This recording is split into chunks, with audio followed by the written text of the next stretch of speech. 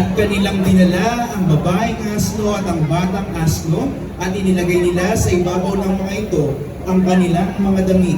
At dito siya'y sumakay, inilatag sa daan ang kalahang bahagi ng karamihan ng kanilang mga damit. At ang iba'y nagsiputol ng mga sanga, mga punong kahoy at inilatag sa daan.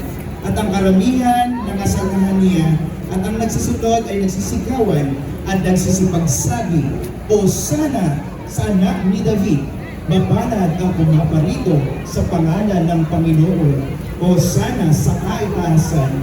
Panginoong Jesus, patawarin at tingin niyo po ang aming mga panalangin. Camarera, Rensenisal at pamilya. Ang karosa ng lahumentang ang matagumpay na pagpasok ng Panginoong Jesus sa Jerusalem ay sasamahan ng BPC at BEC ng South Morning View. Maaari na pong lumakad ang unang karosa. Ikalawang karosa, habang kumakain sila, kumuha si Jesus ng tinapay. Nagpasalamat siya sa Diyos at pagkatapos ay hinati-hati niya ito at ibinigay sa mga tagasunod niya. Sinabi niya, kunin ninyo ito at kanin. Ito ang aking katawan. Pagkatapos kumuha siya ng inumin, nagpasalamat sa Diyos at ibinigay sa kanila. Sinabi niya, uminom kayong lahat nito dahil ito ang aking dugo na ibubuhos para sa kapatawaran ng mga kasalanan ng maraming tao. Katibayan ito ng bagong kasunduan ng Diyos sa mga tao. Camareras, Panginoong Jesus, Resila Bailosis at pamilya, San Pedro, Elvira Nazareno at pamilya, San Juan, Mercindo, Hoxon at Lily Hoxon at pamilya, San Andres, Lisa Diosumito Lubag at pamilya, San Mateo, Jose Lopez Ramirez at pamilya, San Bartolome, Maria Sonia at pamilya, Sonia Odvina at pamilya, San Santiago, ang nakakatanda, St. James the Great, Laila at Zenaida Atangan, San Felipe, Arlene Capili at pamilya, San Simon ang mga bayan, Natividad Cayas Pisig at pamilya, San Santiago ang Nambabata, Marina N. Arenas at pamilya, San Judas Tadeo ang Edito at Cecilita Reyes at pamilya, Santo Tomas Emilita Herrera at pamilya, at Judas Iscariote, Lilian Lopez Sacololo at pamilya. Ang karosa ng muling hapunan ay sasamahan ng bawat miyembro ng pamilya o angkan ng mga kamarera nito. Panginoong Jesus, patawarin at tingin niyo po ang aming mga panalangin. Maaari na pong lumakad ang ikalawang karosa.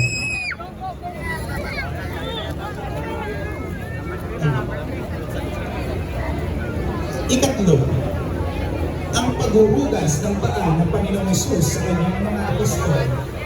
Tumayo si Jesus sa naghahaponan sila. Hinubad niya ang kanyang damit panlabas at nagpapakis ng tuwalya sa baywang niya. Pagkatapos, nagbuho siya ng tubig sa isang planggana at sinimulang hugasan ang paa ng mga tagasunod niya at pinunasan ng tuwalya ng nakabikis sa kanila. Pagkatapos niya, paglapit niya kay Simon Pedro, sinabi nito, Panginoon, huhugasan niyo ba ang paa ko? Sumagot si Jesus, hindi mo naintindihan ang ginagawa ko ngayon, pero maintindihan mo rin ito sa layunin. Sinabi ni Pedro sa kanya, hindi pwedeng kayo ang maghugas ng mga paa ko. Sumagot si Jesus, kung ayaw mong hugasan ko ang paa mo, wala kang kaugnayan sa akin. Kaya sinabi ni Simon Pedro, kung ganoon, Panginoon, hindi lang po ang mga paa ko ang hugasan niyo, kundi pati ang mga kamay at ulo ko. Camareras, Agnes Ilo, Pamilya Susara, at Elisa D. De Ocampo at mga pamilya. Ang karosa ng paghuhugas ng paa ng Panginoong Hesus sa kanyang mga apostol ay sasamahan ng DPC at DEC ng humbak kasama ang catechist. Panginoong Hesus, patawarin at dinggin mo po ang aming mga panalangin. Maaari na po lumakad ang ikatlong karosa.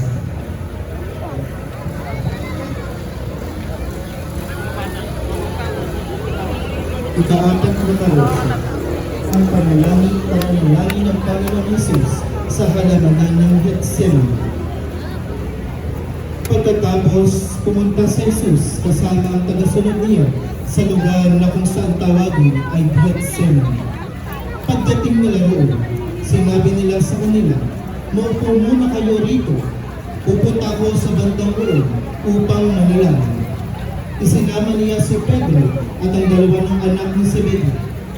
Nagsimulang mabanabag at maghingapis ng lubos si Jesus at sinabi niya sa kanila, "Para akong mamamatay sa labis na kalungkutan, dito lang kayo at magpuyat." Lumayo siya ng kaunti, lumuhod at nanalangin, "Ama ko, kung maaari po ay ilayo niyo po sana sa akin ang paghihirap na darating. Ngunit hindi ang kalooban ko ang masunod, kundi ang kalooban niyo." Camarera, Jobert Hodgson at pamilya Hodgson Valenzuela. Ang karosa ng pananalangin ng Panginoon sa halaman ng Getsemani ay sasamahan ng Timalandonto kasama ang Singles for Christ. Panginoong Hesus, patawarin at dinggin mo ang aming panalangin. Maaari na pong lumakad ang ika-apat na karosa. San Judas Tadeo, siya ang apostol na nagtanong sa Panginoon ng muling apunan, "Panginoon, bakit po sa amin lamang kayo nagpakilala ng lubusan at hindi sa buong sanlibutan?" At sinagot siya ni Jesus, "Ang umiibig sa akin ay tumutupad sa aking salita. Iibigin siya ng Ama at kaming pupunta at mananahan sa Kanya." Ayon sa tradisyon, namatay siyang martir sa Persia, sinibat at pinugutan ng ulo. Ang kanyang kapistahan ay tuwing ika-28 ng Oktubre at inikilala bilang patron ng mga nawawala ng pag-asa at may hirap na sitwasyon. Pananda, larawan ni Jesus na nakalagay sa medalyon sa kanyang dibdib, pamalo na instrumento na naging dahilan ng kanyang kamatayan. Camarera, Arnel Solon at buong DPC at DEC ng Ibayo Estasyon. Ang karosa ni San Judas Tadeo ay sasamahan ng DPC at DEC ng Ibayo Estasyon. San Judas Tadeo, ipanalangin mo kami. Maaari na po lumakad ang ikalimang karosa. Ika-anim na karosa, Santiago Mayor o St. James the Great. Si Santiago Mayor, tinatawag din Santiago, ang nakakatanda, ay kapatid ni Juan na anak ni Zebedeo at isa sa 12 pinakamalapit na apostol na Jesus, kasama si San Pedro at San Juan na nakasaksi rin ng pagbabagong anyo ng Panginoong Jesus sa bundok ng Tabor.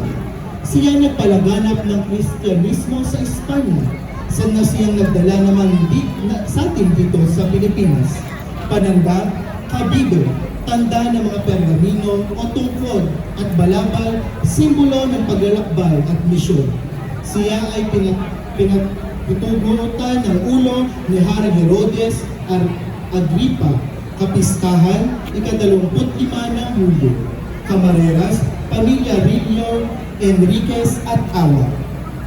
Ang ika-6 na karosa ay sasamahan ng BPC at DEC ng Kanluran. San Santiago Mayor, ipanalangin mo kami. Maaari na po lumakad ang ika-6 na karosa. Sa ika-7 karosa po, bagamat ito ay imahe ni San Pedro, ipinapakilala po rito ang kanyang pagkakaila sa ating Panginoong Hesus. Dinakip nila si Jesus at dinala sa bahay ng punong pari. Sumunod naman si Pedro, pero nasa malayo siya. Nagsiga sa gitna ng bakuran ang mga naroon at naupo sila sa paligid ng siga para magpainit. Nakayupo rin si Pedro sa kanila. Nakita siya na isang utusang babae sa tabi ng siga at tiningnan mabuti. Sinabi ng babae, "Kasamahan din ni Jesus ang lalaking ito." Pero itinanggi ito ni Pedro, "Babae, hindi ko siya kilala." Maya-maya, may nakakita na naman sa kanya at nagsabi, "Kasamahan ka rin ni Mark, di ba?" "Aba, hindi," sagot ni Pedro. Pagkalipas ng isang oras, iginiit naman ng isa, "Totoong kasamahan din ni Jesus ang taong ito, dahil taga-Galilea rin siya." Pero sumagot si Pedro, "Hindi ko alam kung ano ang pinagsasabi mo." At habang nagsasalita pa siya, ay tumilaw ang manok. Lumingon ang Panginoon at nagkatinginan sina Pedro at ang Panginoon. Naalala ni Pedro ang sinabi ng Panginoon, "Bago tumilaw ang manok ngayong gabi, 3 beses mong ikakaila na kilala mo." Kaya lumabas si Pedro ng buong hinagpis at humagulgol ng sobra. Kamarera, Louis Valeros at pamilya, ang karosa ni San Pedro ay sasamahan ng pastoral ng makina kasama ang Together in Christ. Ang kapista ni San Pedro ay pinagdiriwang tuwing ika-30 ng Hunyo. Panginoong Yesus, patawarin ninyo at dinggin ang aming mga panalangin. Apostol San Pedro, ipanalangin mo kami. Maaari na pong lumakad ang ika-6 na ika-7 karosa. Ika-8 karosa, ang pagdakip kay Jesus. Jesus cautivo. Pagkatapos, kinausap ni Jesus ang mga namamahalang pari, mga opisyal at mga gwardya sa templo, at ang mga pinuno ng mga Hudyo na naroon upang dakpin siya. "Isa ba akong tulisan? Bakit pa kailangan ninyong magdala ng mga espada at mga pamalo upang ako'y dakpin ako? Araw-araw ako nasa templo at naroon din kayo. Bakit hindi niyo ako dinakip?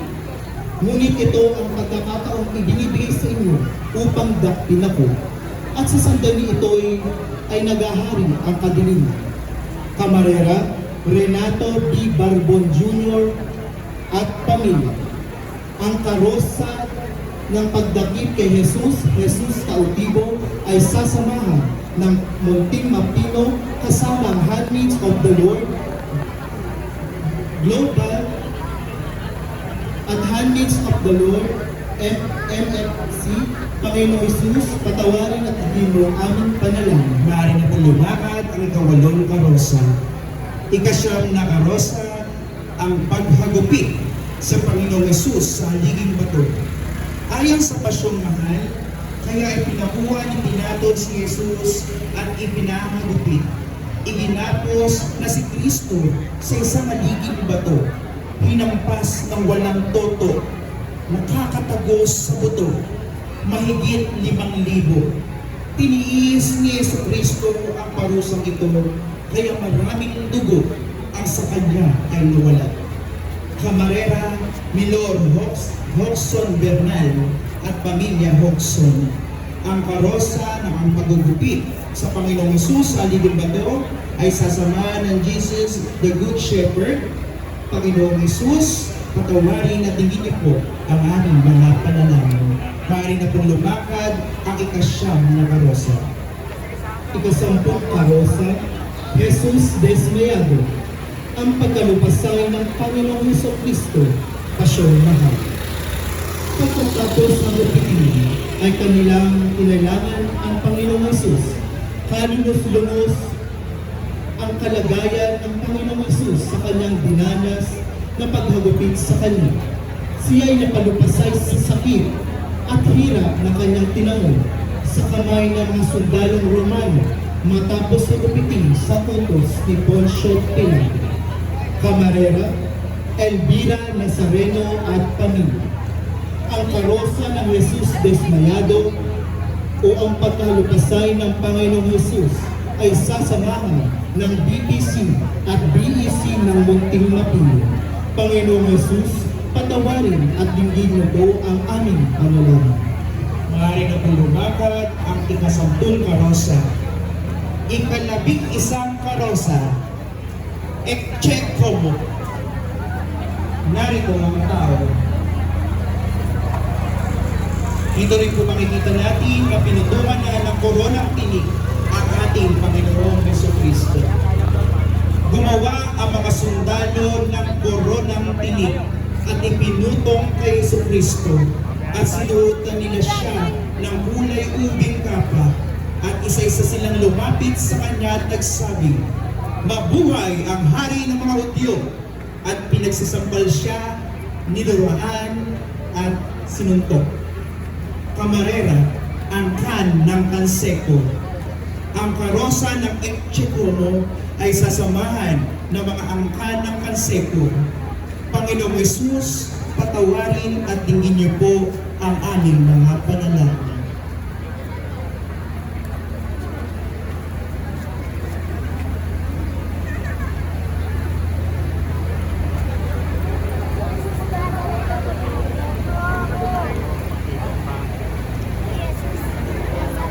Maaari na po lumakad ang ika-11 karosa.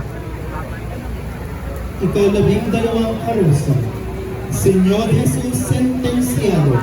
Si Jesus ay hinatulan ng kamatayan.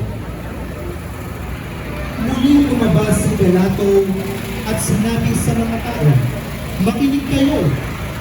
Naaharap ko ang huli sa inyo.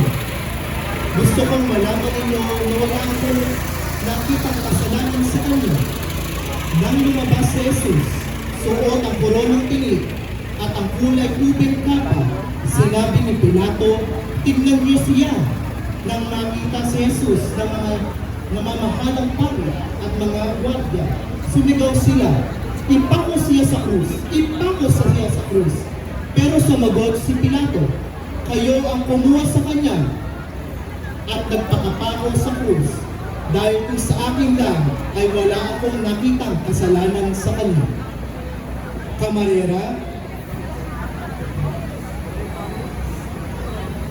Kamarera, Gwendolyn Cayas Miller at John Lloyd Franklin Cayas, tuwanan at pamilya.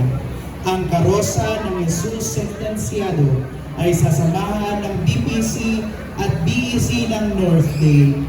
Panginoong Jesus, patawarin at tingin niyo po ang aming mga panalangin. Maaari na po lumakad ang ika-12 karosa. Ika-13 karosa. Ang pagtanggap ni Jesus sa kanyang krus. Oras na naigawad kay Jesus ang hatol, ay agad siyang sinugbaban ng mga sundalo. Inalisan ng balabal na kulay purpura at saka sinuotan ng kanyang sariling damit. Ang krus ay nilabas ng mga berdugo na siyang udyat ng kapait-paitang paglalakbay patungo sa kalbaryo ng kamatayan. Kamarera, Pamilya, Syria. Ang karosa ng pagtanggap ni Jesus sa kanyang krus ay sasamahan ng BPC at BEC ng Tibalan Balsahan. Panginoong Jesus, patawarin at tingin niyo po ang aming mga panalangin. Maaari na po lumakad ang ika-13 karosa. Sa likod po o sa unahan po ng ating ika-14 na karosa, pupwesto po ang 12 apostoles ng ating Panginoong Jesucristo. Tinatawagan po ang 12 apostoles ng ating Panginoong Jesucristo.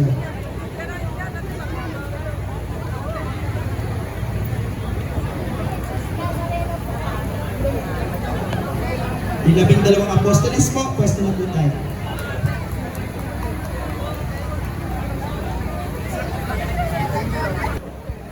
Nakasalubong ng Panginoong Jesus ang kanyang ina sa daan ng krus, el encuentro de Io con su madre. Ika-4 sa 7 sakit ni Maria, ang encuentro ni Jesus at Maria sa Via Dolorosa ay nagdulot ng matinding sakit sa puso ni Maria. Muling tinarakan ng isang balarawang kalinis-linisang puso ni Maria. Kalooban ng Diyos na mamatay si Jesus sa krus ng Kalbaryo, alang-alang sa kaligtasan ng sangkatauhan. Habang pinapasa ni Jesus ang mabigat na krus, sinusundan siya ni Maria sa katahimikan. Tahimik na tinanggap ng mahal na inang Maria kalooban ng Diyos. Makikita natin sa hapis na ito ang pagiging matatag ng mahal na Birheng Maria sa kabila ng mga pagsubok na ito sa kanyang buhay. Camarera, Ginoong Renedeo Vinias Cayas at Pamilya Cayas. Ang karosa na nakasalubong ng Panginoong Hesus ang kanyang ina sa daan ng krus, El Encuentro con su Madre, ay sasamahan ng pastoral ng gulod kasama ang mga commissioned readers and commentators or lay minister of the word. Panginoong Hesus, patawarin at tingin mo po ang aming mga panalangin. Birhen sa aming igawad ang buhay na mapalad. Maaari na pong lumakad ang ika-14 na karosa.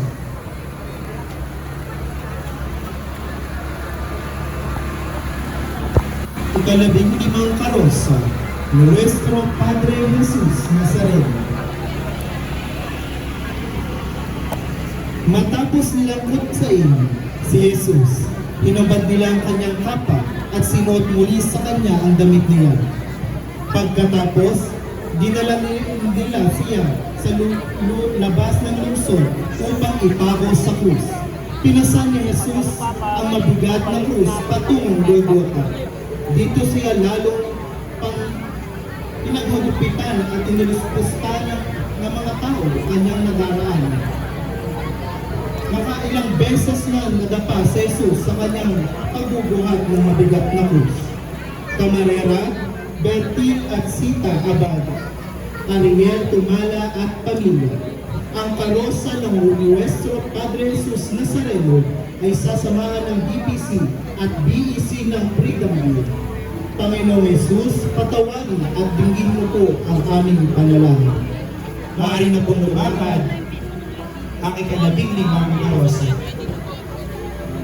Ika-16 na karosa, Santa Veronica. Sa tagpong ito po, bagamat ito po ay imahen ni Santa Veronica, ito po sinasariwa natin ang pagpupunas ni Veronica ng kanyang birang sa dugong mukha ng ating Panginoong Jesucristo. Ipinalalagay na isang ginagalang na tradisyon ng ating simbahan na isang makadiyos na babae na nagpunas sa mukha na naghihirap na Kristo habang ito ay nagpapasa ng mabigat na krus patungong Kalbaryo. Nakilala si Santa Veronica bilang pangalang tumutukoy rin sa tunay na larawan ng Panginoong na mahimalang lumakas sa kanyang belo. Si Santa Veronica ang kinikilalang patron ng ating mga kamarero sapagkat siya ang unang nag-ingat ng larawan ng ating Panginoong Jesucristo na bumakat sa kanyang belo. Kapistahan, ika-12 ng Hulyo, Camarera, Maria Rachel V. Riego de Dios at Pamilya. Kasama si Ginoong Renedeo V. Cayas. Ang ika-16 na karosa, ang karosa ni Santa Veronica, ay kasasamahan ng BPC at BEC ng Latoria. Panginoong Jesus, patawarin at tinggin mo po ang aming mga panalangin. Santa Veronica, ipanalangin po kami. Maaari na po lumakad ang 16 na karosa. Ika-17 karosa, ang pagtulong ni Simon Sereneo sa Panginoong Jesus sa pagbubuhat ng krus. Nang nasa labas na sila ng lungsod, nakita nila ang isang lalaking taga-Samaria na ang pangalan ni Simon. Sa pilitan nila ang pinapasan sa kanya ang krus ni Jesus. Sinusundan din ni Jesus ng maraming tao, kabila ang ilang babaeng nag-iiyakan at tumatangis dahil sa kanya. Camarera, Teresita, El Merciano, at J.P. Conya at Pamilya. Ang karosa ng ang pagtulong ni Simon Sereneo sa Panginoong Hesus na nagbubuhat ng krus ay sasamahan ng BEC at BPC ng Santulan. Panginoong Hesus, patawarin at dinggin mo ang aming panalangin. Maaari na po lumakad ang 17 karosa. Ika-18 karosa, ang pag-uubad sa Panginoong Hesus, Senyor Jesus Despojado. Hinubaran na nila ang Panginoong Jesus upang ipako sa krus. Ang kanyang damit ay kanilang pinagati-hatian at dito sa pagubad ng damit nitong Mesiyas ay nabaguhan ng antak sa di kawasang hirap ng pagkapaknit ng mga ito sa kanyang sugat. Panginoong Jesus, patawarin at dinggin niyo po ang aming mga panalangin. Camarera, Edilberto Repil Jr. at Ronnie Angeles at pamilya. Ang karosa ng ang pag-uubad sa Panginoong Jesus, Senyor Jesus Despojado, ay sasamahan ng collectors and greeters. Maaari na pong lumakad ang ika-18 karosa. Ika-19 na karosa. Ang Panginoong Jesus ay pinako sa krus. Ipinako nila si Jesus sa krus at pinaghati-hati nila ang kanyang mga damit sa pamamagitan ng palabunutan. Pagkatapos naupo sila at binantayan si Jesus, naglagay sila ng karatula sa unuhan ni Jesus at ganito ang nakasulat sa paratang laban sa kanya. Ito si Jesus, ang hari ng mga Hudyo. May dalawa ring tulisan na pinako sa krus kasabay ni Jesus, isa sa kanan at isa sa kaliwa. Ininsulto ni Jesus ng mga taong napapadaan doon. Camarera, Milian Lopez Saclolo at pamilya. Ang karosa na ang Panginoong Jesus ay pinako sa krus ay sasamahan ng LM Eucharist. Panginoong Jesus, patawarin at dinggin mo po ang aming panalangin. Maaari na po lumakad ang ika-19 na karosa.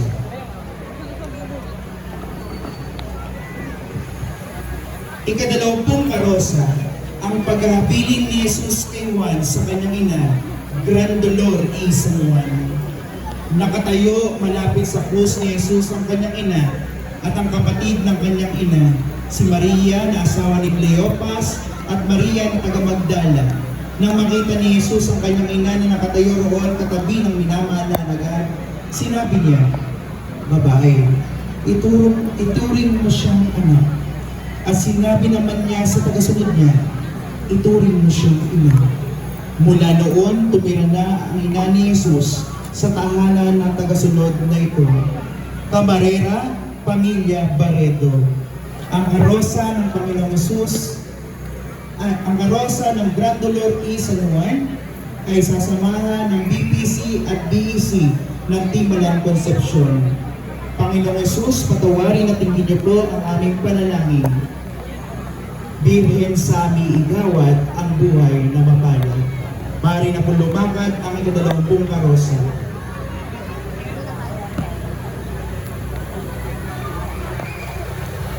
Ika-21 karosa. Ang Panginoong Jesus sa kandungan ng kanyang ina, La Pieta. Ika-6 sa 7 sakit o hapis ng mahal na ina. Tapos na ang pagdurusa ni Jesus sa krus, subalit nagdusa pa rin ang mahal na inang Maria. Kahit na binawian ng buhay ang Panginoong Jesus, noong kinandong ng mahal na Birheng Maria ang katawan ni Jesus sa kamatayan lamang, naranasan siya ng matinding hapis. Isang matinding hapis ang dinanas ni Maria noong kinandong niya ang katawan ni Jesus na wala ng buhay, wala ng hininga. Camarera, Picos at Eden Camarines at pamilya. Ang karosa na ang Panginoong Jesus sa kandungan ng kanyang ina, o La Pieta, ay sasamahan ng Paris Music Ministry at Legion of Mary Fortacelli. Panginoong Jesus, patawarin at digin mo ang aming panalangin. Birin sa aming igawad ang buhay na mapalad. Maaari na pong lumakad ang 21 karosa.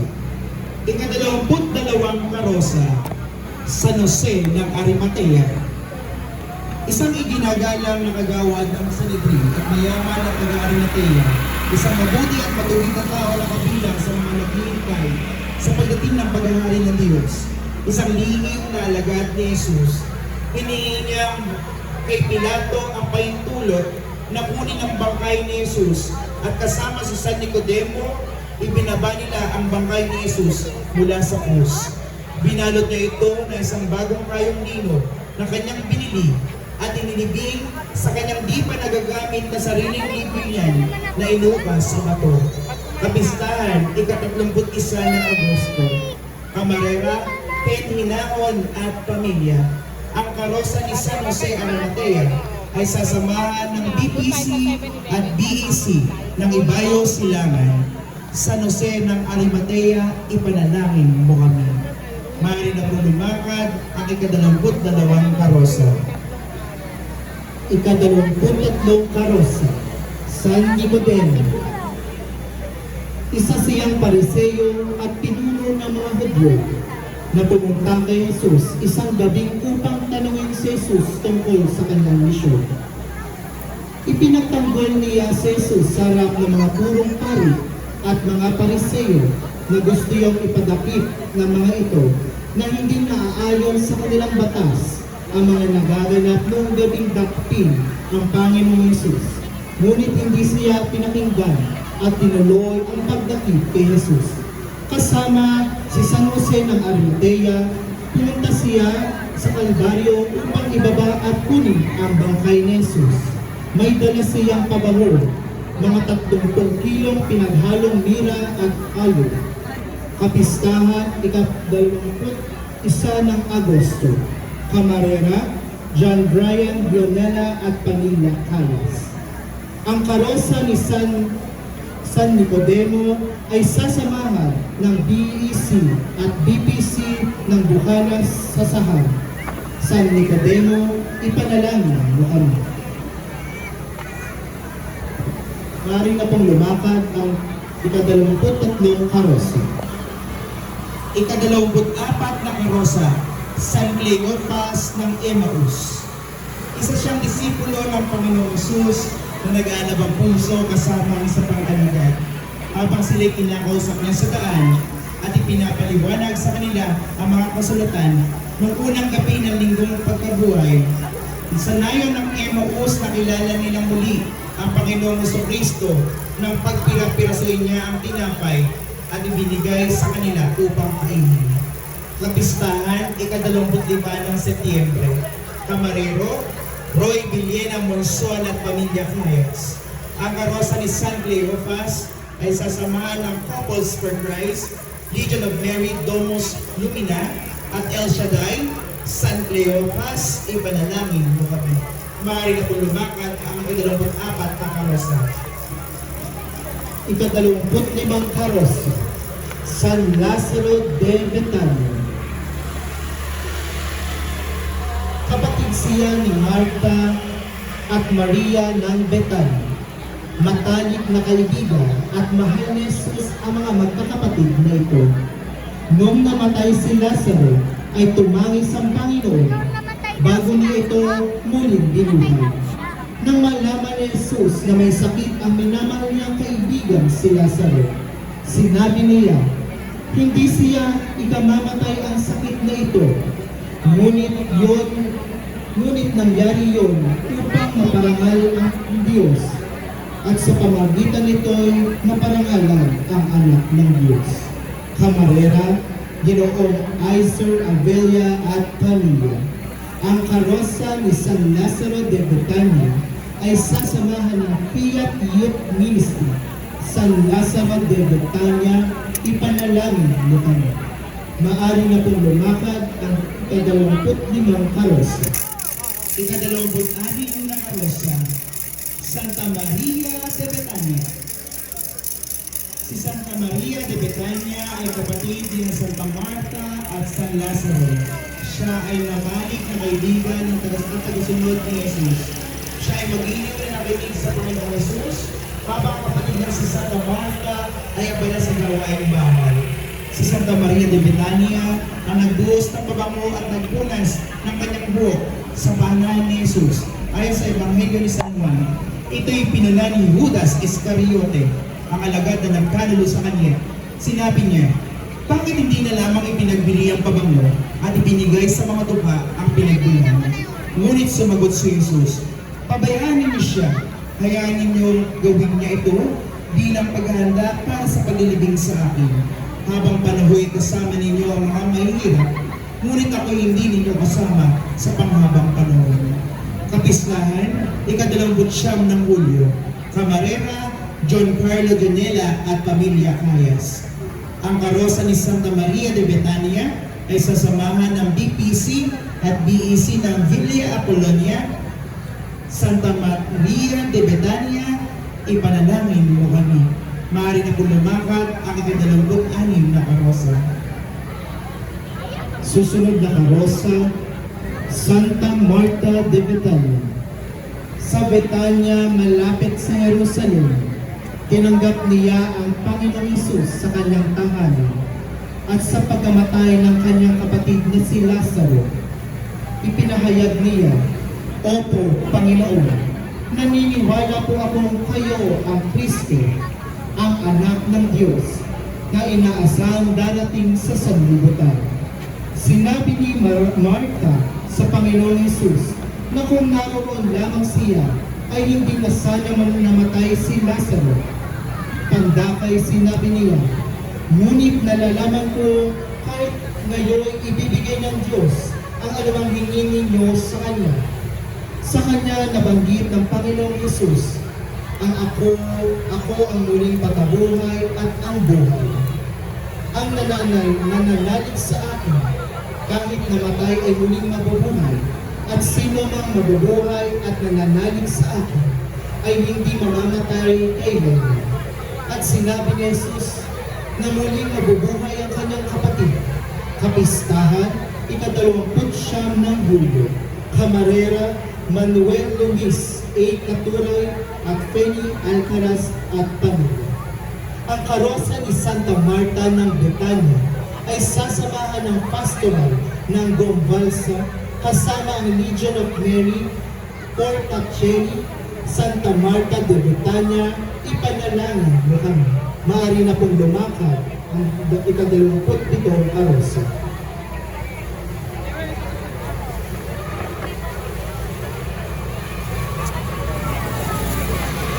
Ika-28 karosa, Santa Juana ni Cusa. Siya ang may bahay ni Cusa na katiwala ni Herodes. Kasama ang iba pang kababaihan, tinustusan ni anuman ang sarili nilang ari-arian, ang mga pangangailangan ni Jesus at ang kanyang mga alagad. Noong linggo ng pagkabuhay, nakita niya at iba pang kababaihan na naigulong na ang batong nakatampip sa libingan ni Jesus at sinalaysay nila rin ito sa mga alagad. Kapistahan, 24 ng Mayo, Camarera, Joan Nazareno, Loyola at Pamilya. Ang karosa ni Santa Juana de Cusa ay sasamahan ng kasama ang kapatiran ng ina ng laging saklolo at ihas de Maria. Santa Juana de Cusa, ipanalangin mo kami. Maaari na pong lumakad ang 28 karosa. 29 na karosa, Santa Maria Salome. Kasama ni na Maria Jacobe at Maria Magdalena, nagtutungo siya sa libingan ng Panginoon ng umaga ng linggo ng pagkabuhay upang lagyan ng pabango ang bangkay ni Jesus. At una niyang narinig ang balita ng muling pagkabuhay ng Panginoon. Kapistahan, 24 ng Abril o 22 na Oktubre, Camarera, Mina Gracia Martinez, Magsino at Pamilya. Ang karosa ni Santa Maria Salome ay sasamahan ng Ministry ng Pagkalinga. Santa Maria Salome, ipanalangin mo kami. Maaari na po lumakad ang 29 na karosa. 30 karosa, Santa Maria Jacobo. Kasama niya ni Maria Salome at Maria Magdalena. Nagtungo sila sa libingan ng Panginoon noong umaga ng linggo ng pagkabuhay upang lagyan ng pabango ang bangkay ni Jesus.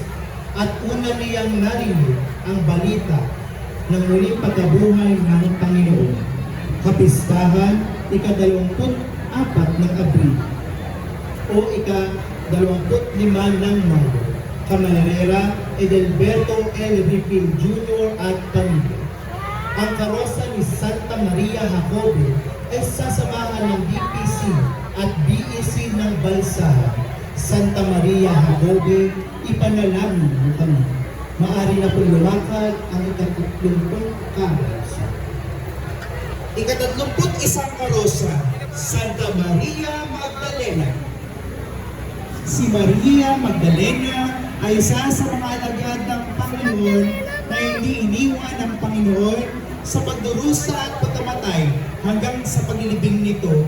Noong umaga ng linggo ng muling pagkabuhay, nagkaroon siya ng pribileyo na unang makakita sa tagapagligtas na muling nabuhay at magatid ng magandang balita ng pagkabuhay sa Panginoong Hesus sa kanyang mga alagad.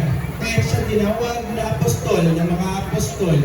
Kaya rin po siya ang imahe na makikita natin na nasa unahan ng linggo ng muling pagkabuhay. Kapistahan, ika-22 ng Hulyo. Camarera, Pamilya David Nazareno. Ang karosa ni Santa Maria Magdalena ay sasamahan ng Mothers Butlers Guild, Legion of Mary, Luz Vitae Nostre, Santa Maria Magdalena, ipanalangin mo kami. Maaari na po lumakad ay 31 karosa.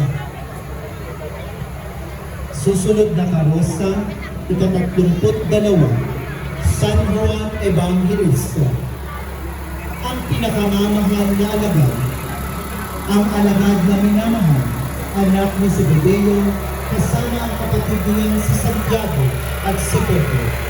Nasaksiyan nila ang pagbabalong ng loob ng Panginoon at ang paghihirap nito sa Getsemani.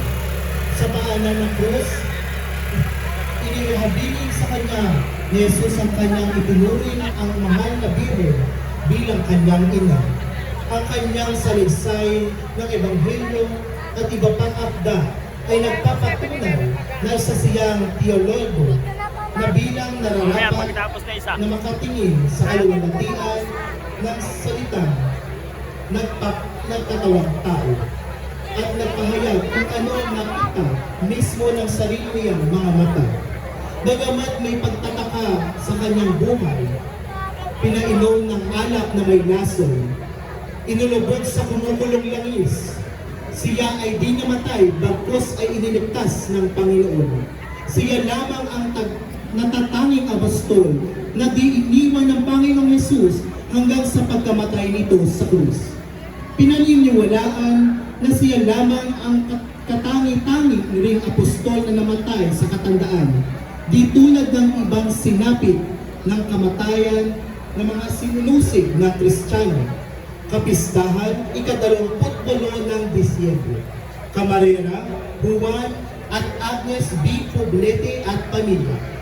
Ang karosa ni San Juan Evangelista o ang apostol na minamahal ay sasamahan ng biyatikong apostolado ng panalangin.